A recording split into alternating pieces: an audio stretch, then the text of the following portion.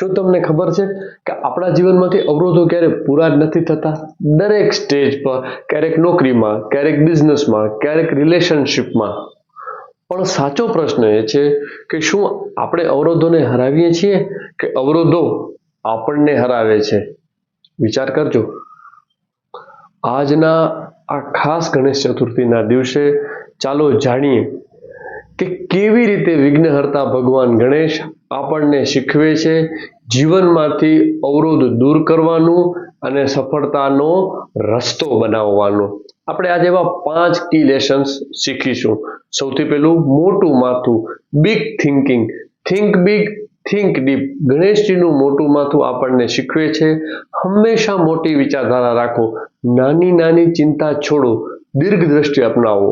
NLPની ભાષામાં જેને આપણે રીફ્રેમિંગ થિંકિંગ કહીએ છીએ, દૃષ્ટિકોણ બદલવાથી સમસ્યા નહીં ઉકેલ દેખાય છે. બીજી વસ્તુ, નાની આંખો, small eyes, focus and concentration. આજના સોશિયલ મીડિયાના યુગમાં આપણું ધ્યાન 5 સેકન્ડ કરતા વધારે ટકતું નથી. ગણેશજીની નાની આંખો કહે છે ફોકસ ઇઝ પાવર. એક સમયમાં એક જ કાર્ય પર પૂરી શક્તિ લગાવીએ તો સફળતા આપણને જરૂર મળવાની છે. ત્રીજી વસ્તુ, મોટા કાન, બિગ ઇયર્સ, લિસન મોર. ગણેશજીના મોટા કાન આપણને યાદ કરાવે છે વધારે સાંભળો, ઓછું બોલો. ઘણા કોન્ફ્લિક્ટ, રિલેશનશિપની પ્રોબ્લેમ્સ કે ઓફિસના ઝઘડા એ ફક્ત સાંભળવાની આદતથી દૂર થઈ જાય છે. NLPની કમ્યુનિકેશનમાં આપણે એને રેપો બિલ્ડિંગ પણ ઘણીવાર કહેતા હોઈએ છીએ. ચોથી વસ્તુ, તૂટેલા દાંત, સેક્રિફાઈસ ફોર વિઝડમ.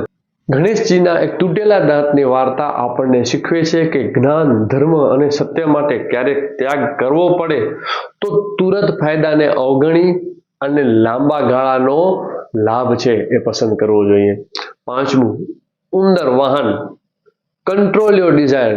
નાનો ઉંદર પણ આટલી મોટી ગાડી ચલાવી શકે છે જો કાબુમાં હોય. એ જ રીતે આપણા નાના નાના ડિઝાયર પર કાબુ રાખી શકીએ તો જ જીવનમાં આપણે મહાન બની શકીએ છીએ. ડિઝાયર આપણું વાહન છે, આપણે તેના ગુલામ નહીં. તો મિત્રો, ગણેશ ચતુર્થી ફક્ત મૂર્તિ સ્થાપના અને આરતીનો તહેવાર નથી. એ આપણને યાદ અપાવે છે કે વિઘ્નો આવશે પણ સાચો વિઘ્નહર્તા આપણામાં જ છે. જો આપણે મોટી વિચારધારા રાખીશું, ધ્યાન કેન્દ્રિત કરીશું, સાંભળવાની આદત અપનાવીશું, ત્યાગ કરીશું અને ઈચ્છાઓ પર કાબુ રાખીશું તો ગણપતિ બાપા આપણા જીવનમાં દરેક વિઘ્નો હરશે.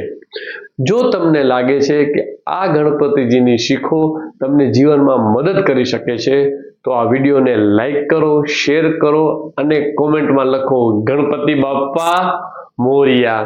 અને હા, આવી જ જીવન બદલતી વાતો માટે મારી ચેનલને સબસ્ક્રાઇબ કરવાનું ભૂલતા નહીં.